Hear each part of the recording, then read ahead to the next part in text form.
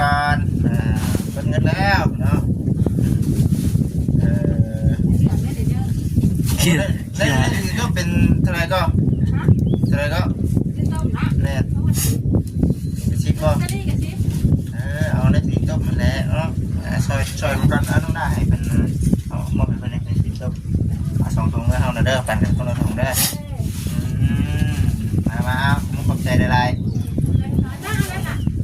อันนี้เป็นอะไรมันมีอะไรนี่โอเคเจ้าเดินตรงเมื่อไรพี่น้องเป็นเงินจำนวน500,000เนาะหรือว่า800 บาทเนาะมอบให้ครับน้องดาน้องเต้เดี๋ยวน้องเด้อเอาเก็บไปเนาะเอาเก็บไปน้องดาที่จะได้เอา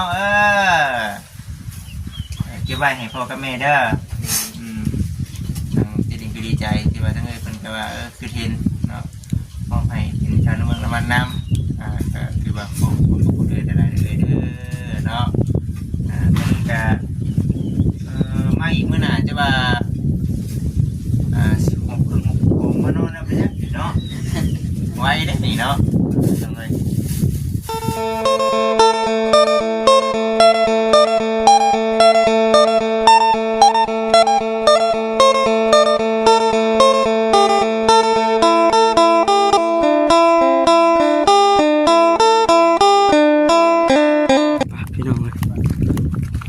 สบายดีเด้อพี่น้องเด้อเนาะ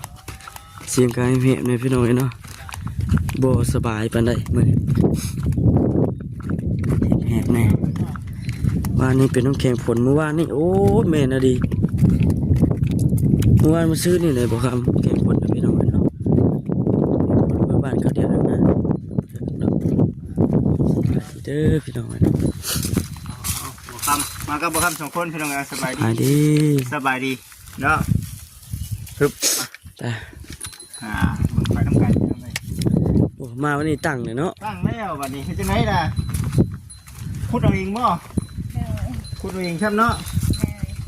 เลยสบายดีเชื่อเด้อสบายดีโดยเอ้าสบายดีขึ้นนี่ได้นี่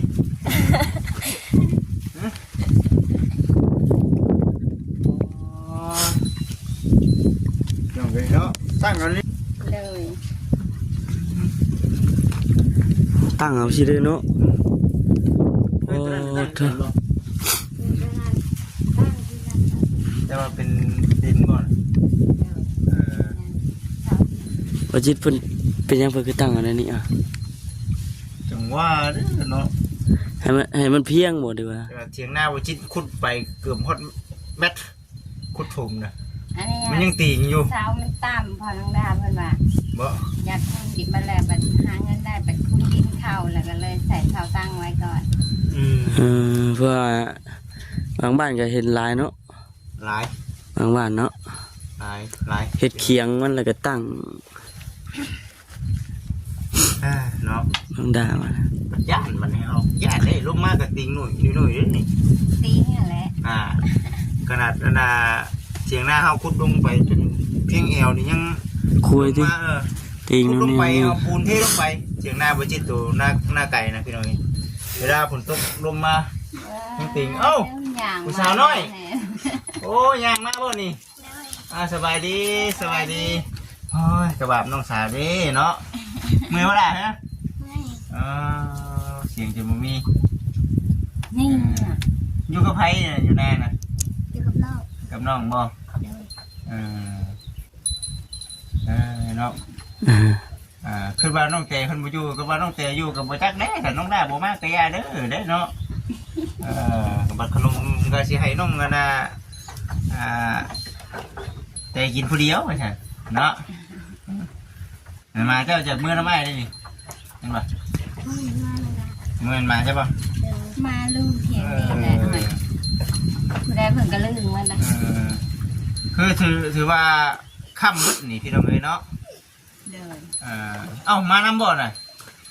มาน้ำบ่อทำหน่อยนี่ก็ได้เต้นมันเต้นเนาะกินเองเลยขักเดินพี่น้องเลยเนาะพอได้อยู่พาลูกดาว่าบ้าน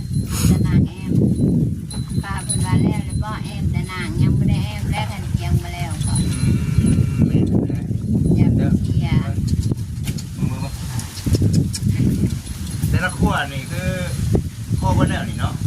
โดย เฮ็ดจังไดรักครัวนี่ชื่อบ่หรือว่าตัดเอง ก็ลงได้ชื่อเนี่ยธนาคารเองแน่ ตัดเองพร้อมชื่อเองนำนี่เนาะเฮ็ดเองเลยเนาะจักมื้อก็เฮ็ด เพราะเรา3 มื้อแล้วบ่ พอดีลงไปโว้ยเนาะนอนเด้เนาะไปนอนก็ไปยังนี่น้องล่ะต้องไปเรียกนี่เนาะยอดเด้อน้องแดงขึ้นได้นี่ใช่ไงขึ้นน่ะคิดว่านี่คิดว่าเนอะมันบ่ได้ขึ้นนี่ล่ะป่ะ ได้บ่ บอกว่าคำว่านี้ เดี๋ยวปีนได้ ได้นี่ เออ บ่ได้บ่ได้เด้อเนาะปิ้งนี่เนาะลุงสิ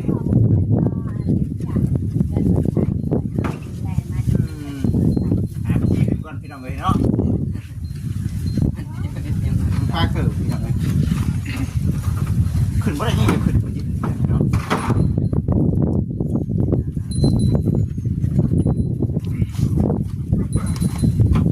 ขึ้นมาบ่ครับขึ้นบ่ขึ้นมาถึงก่อน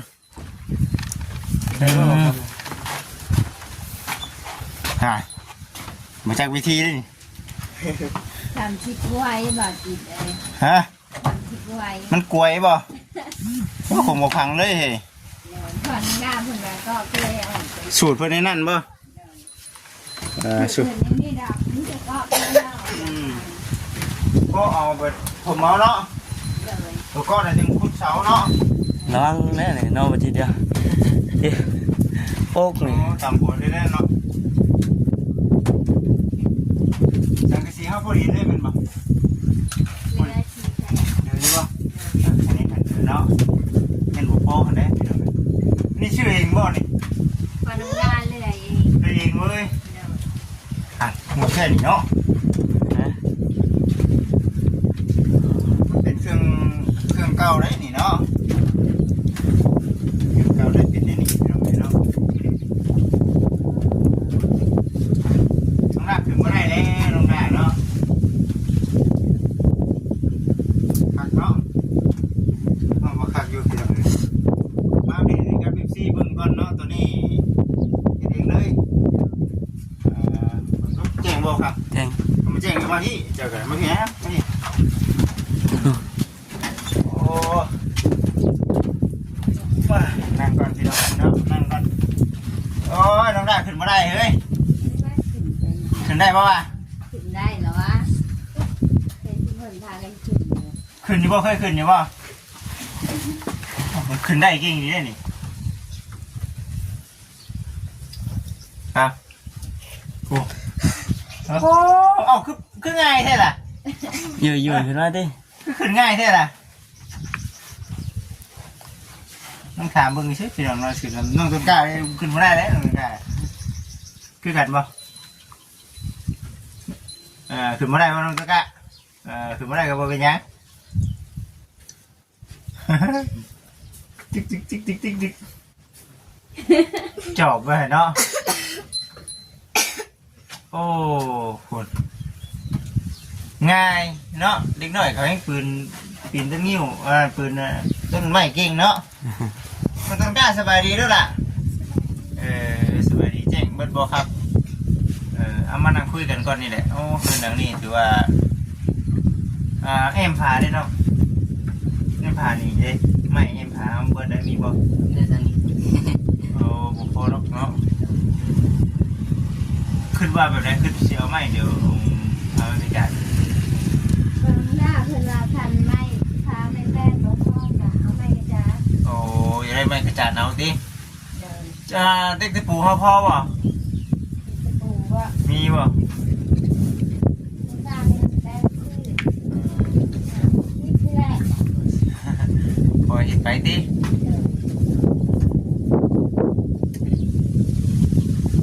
เห็ดเก่งเนาะเห็ดเป็นเนาะ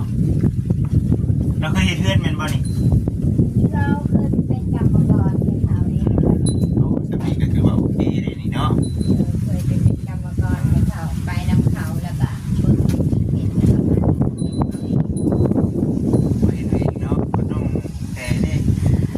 จับซอยเพิ่นบ่นี่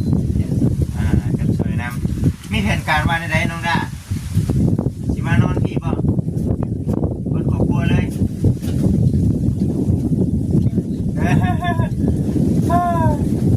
มันครอบครัวนี่ก็คือว่าได้เนาะอยู่ทางนั้นก็ว่าอีกแบบนึงอีกเนาะอยู่ทางนี้ก็คือว่าแล้วคืนไทยนะก็ได้มานะไรน้ำอยู่พุ่นเป็นไรไรน้ำอยู่ได้สบายอยู่สบายอยู่เนาะก็อยู่พุ่นก็สะดวกสบายทั้งนั้นเนาะยามให้ยามนาวันนี้ก็ตัวนี่ได้ค่ะตัวในเรื่องก็ไปดิก็ออกไปนี่เป็นยังไงก็น้องได้น้องใจมีเวิร์ดบอกเครื่องมันยังบ่มีแต่เป็นเสาบ่เป็นเสาเนี่ยเสามีได้เสาน่ะเสาก็เสาเก่าแล้วมันนี่เลย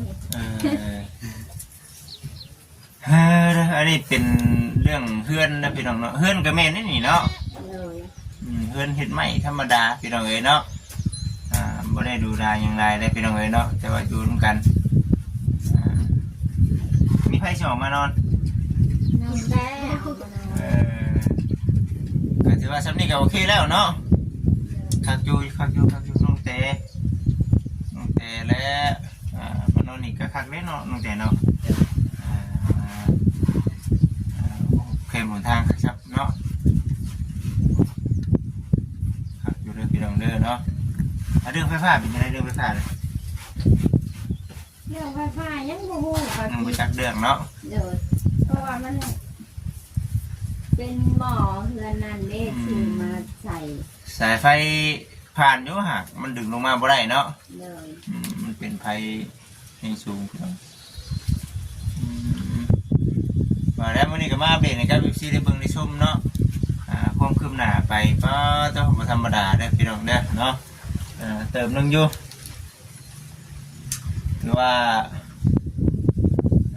นักขวดอีกก็พอเบิ่แล้วยังสิ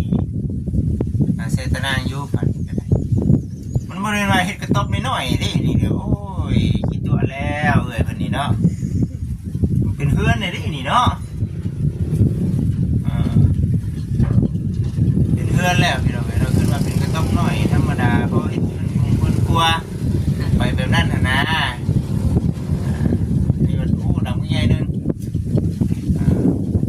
ก็มาสิมั่งก็บ่ได้เด้นี่เนาะโอ้เฮ็ดคักที่นี่เด้พี่น้องเอ้ยเนาะมันใหญ่ดีเด้อพี่น้องเด้อเนาะใหญ่อยู่จะเม็ดก่อนนี่รออยู่บ่จัก4บ่เนาะ4พี่น้องเนาะ4คูณ5แล้วมันกระจายจากบ้านได้แพนนี่ถามกันหน่อยบอกชวนน้ำดาเพิ่นสิแอบแต่ทางกับทางหัวตัวนี้แม่นบ่ตัวนี้กับตัวนี้ทางหน้านี่บ่ได้แอมเนาะทางหน้านี่เพิ่นสิไว้แบบว่าออกไปก่อนก็แต่ว่าเครื่องเพิ่นยังบ่ได้มีหยังเลยเครื่องเพิ่นบ่มีหยังเลยแต่เสานี่กะว่าเอาเสาก็ได้อยู่บ่ประมาณจักเสาบ่3เสาเนาะ3เสาสังกะสีก็ต้องเริ่มอีกแม่นบ่สังกะสีแต่มันข้างกันเท่าไหร่ก็น้องเจ๊สินำมาสิมันมึงช่วยเพิ่นบ่โอ้หมดบ่วัน10เนาะหลังจาก10เห็นบ่11แผ่นบ่สิข้างนึงสิบ่โดยโอ้11เฮาก็เอาไปอีก11ก็ประมาณ22เนาะสมมุติว่าเอาลงสำคัญหรือว่าลดลงอีกบ่ครับเจ้าเอาลงไปพุ่นเจ้าขึ้นมาได้เลยจังสีความยาวมันนะแม่ความยาวมันได้บัดนี้อันนี้ยัง11ฟุตบน2 ฟุตเอารุ่นนี้นะเอารุ่นนี้ได้1เนาะจะเอาทำกันมันก็โอ้ธรรมดาได้เนาะเอารุ่นได้เหรอน้องดาเพิ่นไปย่อรถไฟซอยเขาแล้วพาเขาไปซื้อเครื่องรถแต่มาหอนหันไปตีรถออกว่าแหละเดี๋ยวจังไดก็ถือว่ากันอีกเทื่อเนาะตัวนี้ก็ได้ถือว่างามเด้อง านอนเด้อน้องละเออ มันต้นกล้าแล้วมานอน ญี่ปุ่นก็มีบอลไทยบอลมันป่ะโอ้เป็นผู้สาวเลยนี่น้องคนเดียวเลยน้องแต่เด้ผู้เดียวคือกันอีกเอาเลยเนาะพ่อกับแม่น้องตุนกะ นอนพอกับแม่ เอาน้องตุนกะได้ฮะ นอนพอน้องแม่ เดี๋ยวน้องตุนกะก็เดียวอีกโอ้ธรรมดาปั่นกันโดดๆนี่เนาะมานั่งอยู่ทึ่งมาฉันได้พี่รองคักเลยมันเย็นเนาะมีมานั่ง14เพิ่นสิว่าโอ้ยว่าลุงได้ดอกบ่จิเลยมาฉันแต่ว่าพ่ออยู่ทึ่งพี่น้องเนาะเวลาขึ้นมาก็ขึ้นมานั่งขึ้นใหม่ก่อนนะมาฉันนะทำไมบ่ดูเนาเนาะเดี๋ยวก็แล้วแหละเบิ้งไอ้เสียไปกระจาดให้เบิ้งเด้อครั้งนี้เอา3ซะเนาะ3 6วัน6เนาะมา7 แผ่น 6 7 แผ่นนะสิจ้ะตัวนี้มัน7 แผ่นเนาะ7 แผ่นก็คือ4พออยู่7 แผ่นน้ำเนงามคักเนาะเอาผู้ใดชาเดียวมื้อนี้ทั้งไอ้เองก็เข้ามาเยี่ยมมาอัปเดตเบิ่งเนาะก็ถือว่าเป็นทั้งพอน้องๆเพิ่นเฮ็ดเองได้บ่ได้จ้างจุงแกงจ้างสร้างหยังได้ละบัดนี้เฮ็ดเองบ่เลยเนาะ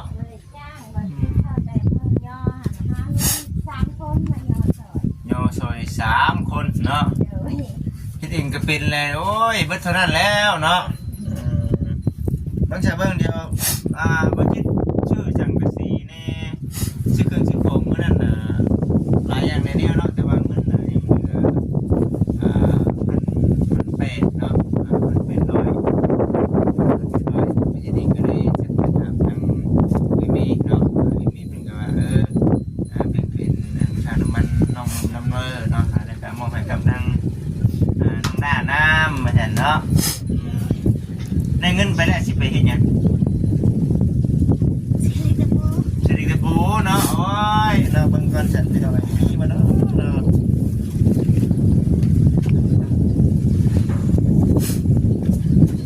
ว่า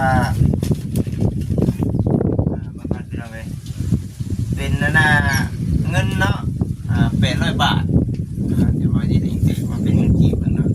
ปกติมันได้อยู่480,000แต่ว่าจิตน่ะทั้งหมดให้น้องเพิ่น500,000เลยว่าซั่น1 2 3 5เนาะถือว่าเป็นเงินจำนวน500,000เนาะมอบให้กับทางน้องเต้กับน้องดามอบให้กับทางพ่อกับแม่เด้อมันยังกันนะข้าวสลินต้มข้าวสลินข้าวเหนียวเอาเป็นได้สลินต้มให้ในเด้อ2 ถุงนี่ข้าวเหนียวได้สั่งจุดการเป็นเงินแล้วเนาะ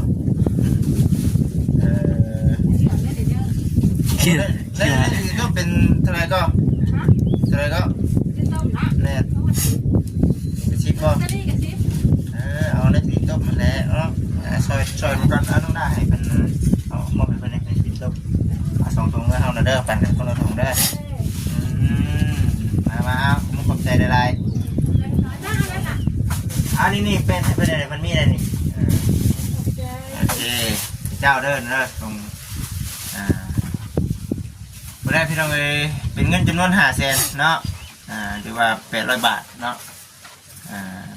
มอบให้ครับน้องด้าน้องเต้เดี๋ยวน้องเด้อเอาเก็บไปเนาะเอาเก็บไว้น้องด้าเห็นได้เอาเก็บไว้ให้พ่อกับแม่เด้อจะดีใจที่ว่าทั้งเลยเป็นก็ว่าคือเทนเนาะมอบให้เป็นชาวเมืองละมันน้ำก็คือว่าขอบคุณทุกคนเลยได้เลยเด้อเนาะมันจะมาอีกเมื่อหน่าจะว่า16 ครึ่ง 6 โมงมานอนนะพี่เนาะไว้ได้หนิเนาะจังเลยสุกบอกคำว่าสุกเปลี่ยนไหมเด้อคำว่าสุกจะเปลี่ยนไหมวะซีเมืองก่อนเนาะ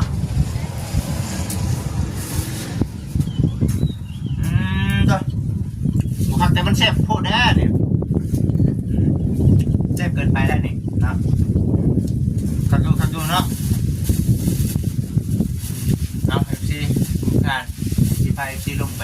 างก่อนเนาะรอบๆก่อนว่าสิเป็นยังไงแต่ว่าประมาณ6-7 แผ่นเนาะ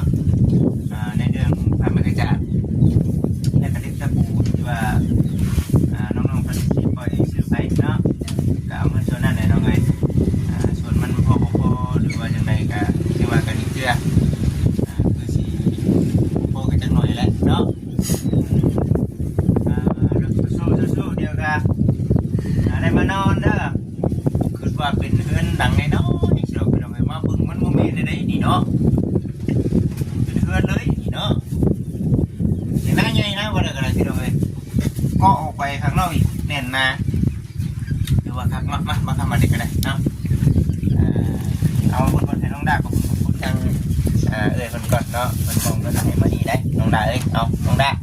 อะไรกับพ่อขอพูดขอบใจป้าอะไรเด้อช่วยน้องดามาตลอดกับพ่อให้ป้าร่ำรวยเด้อกับป้าร่ำรวยแล้วกับพ่อให้ป้าร่ำรวยเพื่อเมื่อหนาเด้อเงินคำกำแก้วให้หลังไรไปหาป้าเด้อเวียกงานการงานกับพ่อให้มันหลับลื่นเด้อป้าสาธุเนาะเอายินดีมีแห้งเลยเด้อเนาะมาสามารถสิพาอีกทีเลาะเบิ่งเลาะชมก่อนโอเคพี่น้องจะอะไรกันอยู่ดีนี่พี่น้องเนาะ ขับเดินลงดาเด้อ